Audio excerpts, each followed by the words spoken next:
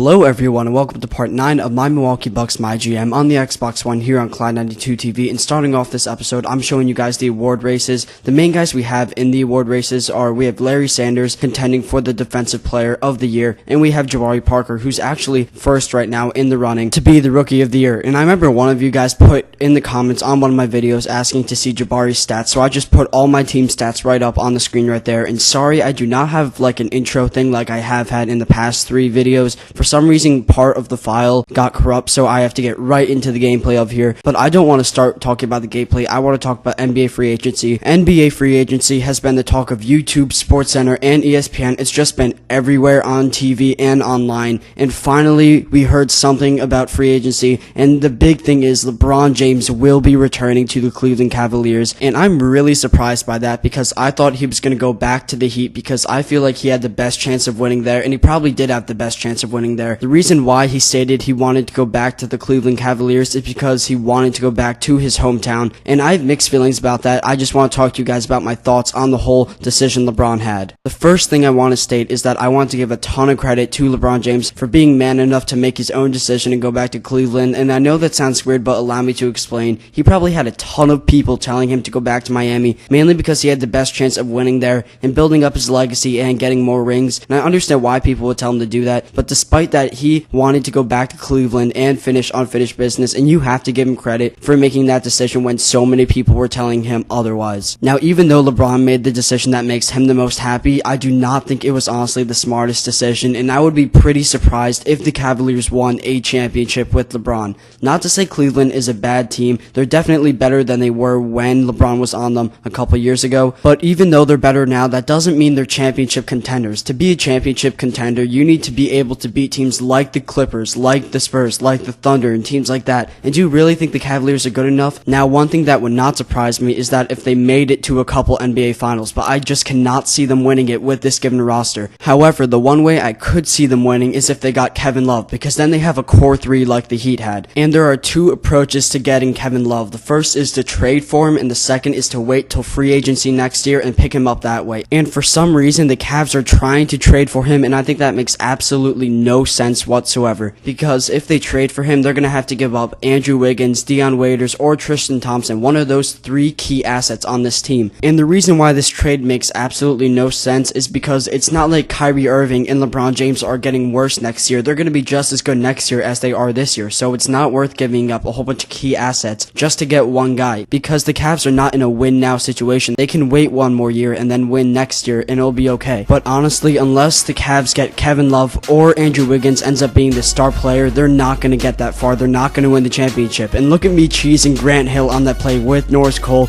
and after that cheesing flop, you know Jabari Parker is going to go inside and get a dunk. We have a 9-point lead, and I'm just getting off topic. So the second big free agency event that happened was Chris Bosh declared that he would re-sign with the Heat, which makes no sense either, because he made it very clear that if LeBron leaves, he probably will too, and even though LeBron left, he's going to stay with the Heat, and I think it's mainly because of the money. Let's be realistic, Chris Bosh wasn't looking to win as much as we thought, because if he did want to win, he probably would have went to Houston. I think it's one of those situations where I won my championships, I just want to earn as much money as possible now. And I have to give some credit to the Heat, because although they have lost LeBron James, they have went out into free agency and picked up a couple guys that won't necessarily replace LeBron, but they're good small forwards that will do a good job on that Heat team. They picked up Danny Granger, and I do think they also picked up Luol Deng, and I do think those guys are going to be very good fits for the Miami Heat. The last big event in free agency out of those big 3 free agents is Carmelo Anthony, and he did re-sign with the New York Knicks, and I'm happy being a Knicks fan myself. I really wanted him to stay in New York. I don't think he's necessarily going to make them a team that's going to go to the championship, but he is an improvement, and if we did not get Carmelo, the team would definitely tank. So now that the free agency is winding down, I do want to talk about who I think are the winners of the free agency and who the losers are. Obviously, the Cavaliers are the biggest winner since they did get the #1 player in the NBA, but I want to talk about outside the Cavaliers and the Heat because I feel like those 2 teams have been getting the most attention. I want to talk about the other teams in free agency. So my biggest winner in free agency is a team that not that many people have been talking about, and that's the San Antonio Spurs. If you guys didn't know this, Tim Duncan and Boris Diaw, and I think maybe Tony Parker were all supposed to be free agents this year, and they all re-signed with the Spurs. And the Spurs just came off a championship season, so just the fact that they were able to keep all of their key assets on that team is pretty impressive, and they're my favorite team to win the championship championship this season because they're basically the same team. The biggest loser this free agency was probably either the Rockets or the Los Angeles Lakers. And the reason why I picked these two teams is because both of these teams were projected to get top free agents and neither of them got them. But taking a break from free agency, look at Roy Hibbert on this play. He's on the left side of the court and look who's wide open. Larry Sanders going in for a dunk, and let's look back at this play.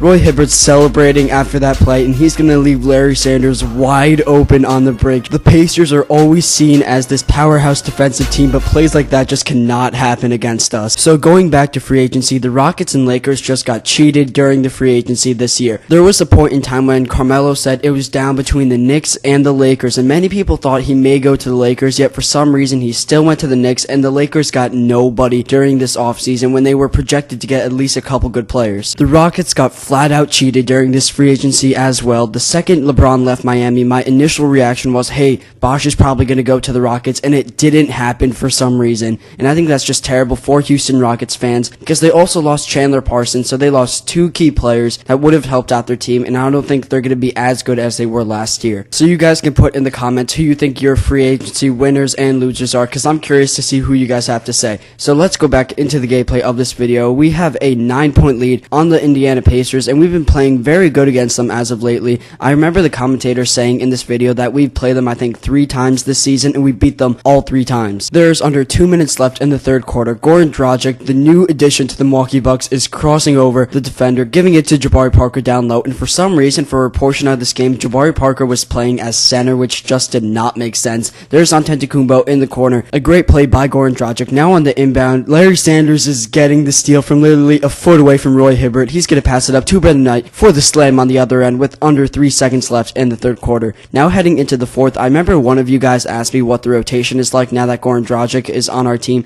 so I'm just going to tell you the rotation. Our starters are Goran Dragic as point guard, then we have Brandon Knight running the shooting guard, so we do have a small 1-2, and then we have Jabari Parker at the 3 as he slams it down at the other end, and he's a pretty good size small forward. At the 4 we have Paul Gasol, and I do think he's a very good power forward, but he's not going to be a long-term guy. We're probably going to look for another power forward in the next offseason. And then at the 5 we have Larry Sanders, and he's been a guy that I've always wanted to keep around. And I think our roster is pretty good for the most part. The only part that we really need to work on is the power forward position. So the Bucks lead is now up to 10 points. You can see Jabari Parker has 17 points on the game, and David West is getting a layup right at the hoop, and that will decrease our lead to just 8 points. Now we're leaving Evan Turner wide open for 3. He misses it, and Goran Dragic is getting the board. We're going to pass it up to Jabari Parker, who's going to take a step back, pass it up to Dragic, who's going to get the defender in the air and make that free throw line jumper. A great play by Goran Dragic, and I really like playing with him in this game, mainly because he has a really high passing rating, but he can also make outside shots, and now he's running the break. He's crossing over 2 defenders, getting to the hoop and getting a layup at the other end. Goran Dragic going coast to coast, and I'm so happy we got him on this team. Now he has the ball. He's being played by Paul George, the far bigger defender. He's going to try to cross him over, get him to the right side, and he's going to pass it down low to JaVale McGee, who's going to get right by Roy Hibbert and get a dunk. Our lead is up to 11 points, and the Pacers are in panic mode. They need to come back. But with silly turnovers like this, that's just not going to be possible. Jabari Parker's going to run the break. He's going to have to take a layup at the hoop. I was hoping he would posterize the smaller defender there, but it did not work out that way. Now we're giving it to Parker, who's going to go in the post on the right side, and they're leaving Dragic wide open for 3. He's going to pump fake, drive and dish to Paul Gasol. What a great pass and play by Goran Dragic. The lead is now up to 16, and the chances of the Pacers coming back are getting slimmer and slimmer. Dragic has the ball up top. We're kind of just wasting some clock now. He's going to pass it down low to Larry Sanders, and another great pass by Goran Dragic. I was really impressed by his debut game. Now the Pacers have the ball, and Larry Sanders is getting a block, and we're going to run the break right now. Dragic on the break. He's going to lob it up to the old man Paul Gasol, who's going to get an alley-oop dunk on that play. I thought that was a really funny play to show you guys. So that's going to end the game. Your final score is going to be 108-89. We demolished the Pacers by 19 points. And one thing that really surprised me about this Pacers team is that their record is below 500 now, and they have the exact same roster, well, close to the same roster that they had in real life this past year. So they should be doing a lot better. Here are your final game stats. Roy Hibbert led the Pacers with 20 points, and on the Bucks, Jabari Parker led us with 19, but Goran Dragic ended with a double-double, so a very impressive performance by him. So after that game, I'm going to simulate all the way up to March 23rd, and the next episode will be the last regular season episode for this this season. So you can see the simulation treated us pretty well. We are now 41-28, and we are 8 games behind the Chicago Bulls, who are number 1 in the conference, but we still have a chance to bump out the Miami Heat and be the second best team in the East, and they could be the third. So I do think that's still possible. And look at the Nuggets in the Western Conference. They are currently the number 1 team, which is really surprising because their roster is not that much different than it was last year. So I hope you guys had a fun time watching this video. I hope you guys are excited because the playoffs are coming up in this series. Be sure to have a great day. God bless you guys.